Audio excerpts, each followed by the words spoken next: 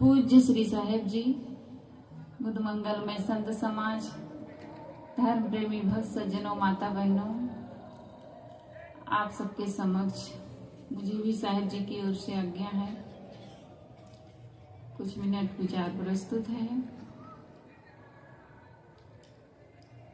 एक साखी है।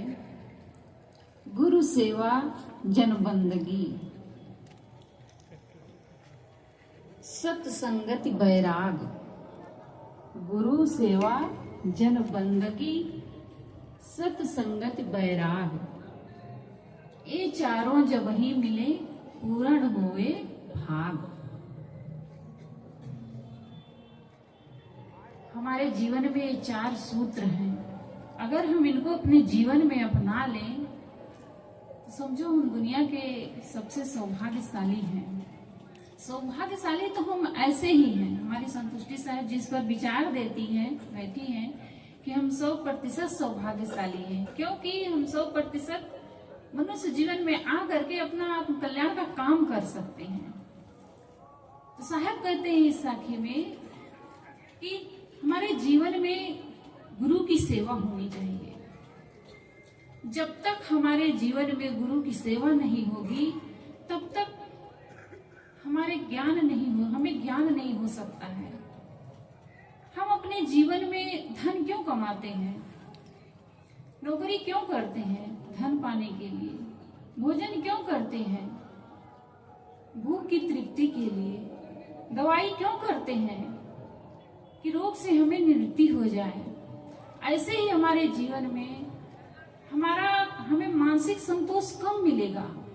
हम जीवन में पूर्ण रूप से सुखी कब होंगे? जब हमारे जीवन में गुरु होंगे। गुरु इसीलिए करते हैं लोग कि हमें आत्मज्ञान मिले, जिससे हमारा उद्धार हो, हमारा कल्याण हो। लेकिन आज अभी हम सब देख रहे हैं कुंभ मेले में गुरु के नाम पर कितना भटकाव है लोगों के अंदर, कि ऐसे ऐसे गुरु मिल गए हैं कि जिनको पा करके लोग भटक रहे हैं। एक दिन आ रहे थे हम लोग मेला से, तो खूब उधर नागा लोगों का भी रहा और कई लोग खूब राम राम कर रहे हैं, बैठे हैं, कीर्तन कर रहे हैं, नाच रहे हैं, कूद रहे हैं। तो एक साथी कहे, साहब आज अगर हम लोगों को भी गुरुदेव जी ना मिले होते तो हम लोग भी यही करते रहते। कितना भटकाव है आज लोगों के जीवन में। क्यों? गुरु के ज्ञान के अभाव में। इसीलिए सदगुरु कबीर साहब ने कहा, गुरु कीजिए, आप लोग जानते ही नहीं, गुरु कीजिए जान के और पानी पीजिए छान के। बहुत आसान है हम लोगों के लिए। हम अपने जीवन में ऐसे गुरु की सेवा करें कि जो पूर्ण हो। सदगुरु कबीर साहब ने कहा, पूरा साहेब से ये सब विधि पूरा हो। ऐसे गुरु हो कि जो सब प्रकार से पूर्ण हो, जिनके जीवन में किसी प्रकार का विकार ना हो, जिसके जीवन में किसी प्रकार की कमियां ना हो, दोष ना हो। ऐसे गुरु की सेवा करो, ऐसे गुरु की शरण में जाओ जहां से तुम्हारा उद्धार हो, कल्याण हो। इसकी परख करो, विचार करो, विचार करके गुरु बनाओ। अगर विचार नहीं करोगे तो ऐसे गुरुओं के चंगुल में फंस जाओगे कि भटकते रहोगे, कभी तुम्हें कल्याण का साधन नहीं मिल पाएगा। सदगुरु कहते हैं, संत महांतो सुमिरो सोई, जो काल भांजते बाचा होई। ऐसे संतों की सेवा करो, ऐसे संतों की बंदगी करो, ऐसे संतों की शरण में जाओ जो काल भांज से बचे हो, यानी जिनका मन पूर्ण रूप से निर्मल हो, जिनके जीवन में कोई विकार न हो।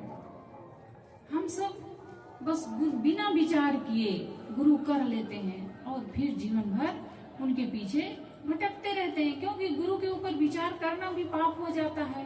कहते हैं एक बार एक गांव में एक गुरु गए। गुरु आत्मज्ञानी थे, वहां के लोग पहले से ही दीक्षित थे।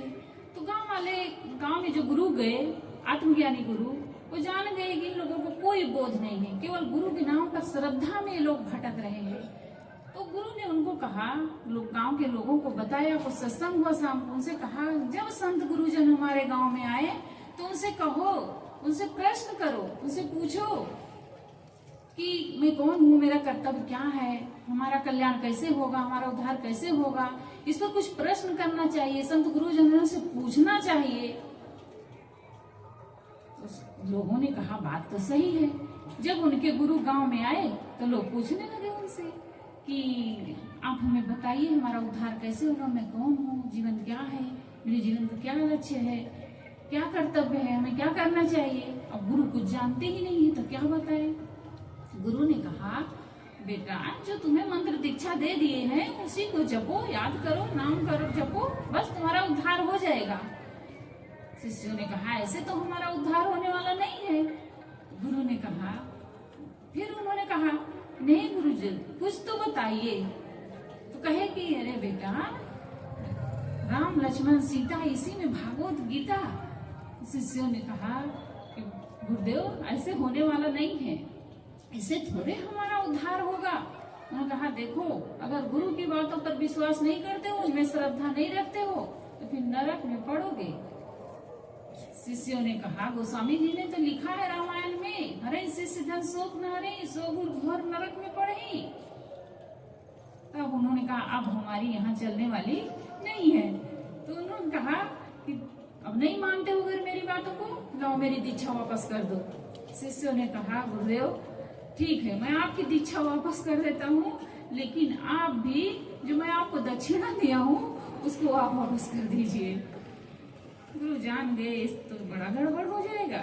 उन्होंने कहा अरे भैया मैं ऐसे नहीं कह रहा हूँ, ठीक है आप करो भजन करो, ऐसे मैं नहीं कह रहा हूँ। वो अपनी बातें टाल मटोल करके वहां से खिसक गए। मैं कह रही हूँ गुरु करो लेकिन विवेक करके अपने जीवन में विवेक पूर्वक अपना जीवन जियो। और जब तक हम किसी सदगुरु के शरण में नहीं जाएंगे, जब तक हम उनकी सेवा नहीं करेंगे, भक्ति नहीं करेंगे, तब तक हमें ज्ञान होने वाला नहीं है। साहब कहते हैं गुरु सेवा हमारे जीवन में सबसे प्रथम है। गुरु की सेवा प्रेम से श्रद्धा पूर्वक, राम को देखें, कृष्ण को देखें, रामायण देखते हैं हम लोग, महाभारत देखते हैं, कृष्ण कितना, श्री कृष्ण जी कितना भक्ति भावना से अपने गुरु की सेवा करते हैं। राम को हम लोग देखते हैं कितना श्रद्धा पूर्वक अपने गुरु की सेवा करते हैं। हम सब भी श्रद्धा पूर्वक विनम्रता पूर्वक गुरु की शरण में जाएं और उनकी सेवा करें, भक्ति करें, वहीं से हमें ज्ञान प्राप्त होगा और हमारे जीवन का कल्याण होगा। आगे साहब कहते जन बंदगी, लोगों से हमारे भीतर प्रेम होना चाहिए, सबके प्रति श्रद्धा होनी चाहिए। लोग क्या होता है दूसरों के प्रति ईर्ष्या में जलते रहते हैं। सदगुरु कबीर साहब कहते हैं जब लग दिल पर दिल नहीं तब लग सब सुख ना आए। हमें सबसे प्रेम होना चाहिए, लेकिन हम अपने भाई से ही प्रेम नहीं कर पाते, अपनी देवरानी जेठानी से प्रेम नहीं कर पाते, सास बहू में प्रेम नहीं हो पाता है, गुरु शिष्य में नहीं प्रेम हो पाता है, आपस में ही हम जलते रहते हैं। तो लोगों से हम कैसे प्रेम करेंगे, बाहर से हम कैसे प्रेम करेंगे। ये हमारा घर है, हमारा परिवार है, हमारा समाज है, ये हमारा गांव है, हमारा देश है, बस इतने तक ही हम सीमित हो जाते हैं। बस केवल जिससे हमारा स्वार्थ सत्ता है उसी के लिए हम अपना पूरा जीवन समर्पित किए रहते हैं। साहब कहते हैं सबके प्रति हमारे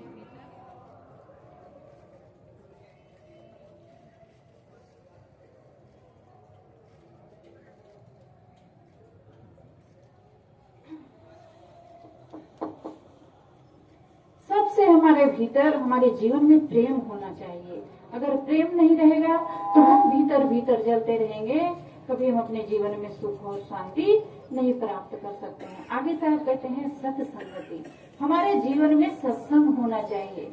बिना सत्संग के अभाव में हमारे जीवन का सुधार नहीं हो सकता है, हमें सद्बुद्धि नहीं मिल सकती है, सद्विचार नहीं मिल सकता है। सत्संग से ही हमें सद्बुद्धि मिलती है, जहाँ से हमारा जीवन ऊपर उठता है। आज हम सबके जीवन में अगर सत्संग ना मिलता, सदगुरु ना मिलते तो कहाँ पड़े रहते, पता नहीं कहाँ भटकते रहते। सदगुरु कहते हैं हमारे जीवन में सत्संग होना चाहिए। और चौथी बात क्या कहते हैं, वैराग होना चाहिए।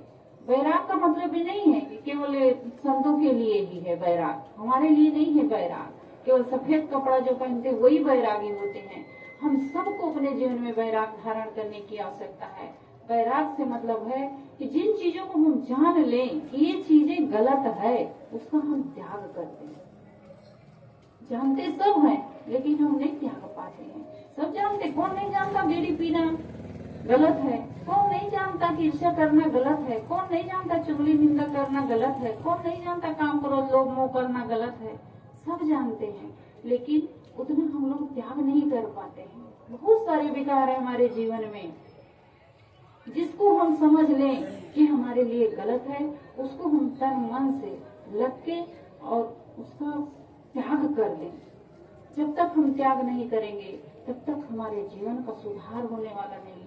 साहब कहते हैं गुरु सेवा जन बंदगी सत्संगति वैराग। हमारे जीवन में गुरु की सेवा हो, और दूसरी बात सबसे प्रेम हो, और तीसरी बात हमारे जीवन में सत्संग हो, और चौथी बात हमारे जीवन में वैराग हो। जिन चीजों को हम समझ लें कि हमारे लिए गलत है, उसको हम तन मन से त्याग करने के लिए कमर कस लें, तभी हम सबका जीवन ऊपर उठेगा, ऊंचाई पर चलेगा।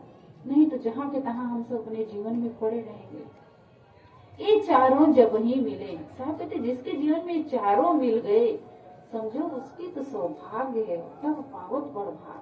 समझो वो खुद दुनिया का सबसे बड़ा भाग्यशाली मनुष्य है। बस इन्हीं शब्दों के साथ मैं अपनी वाणी को विराम देती हूँ। बोलिए सद्गुरुदेव की जय।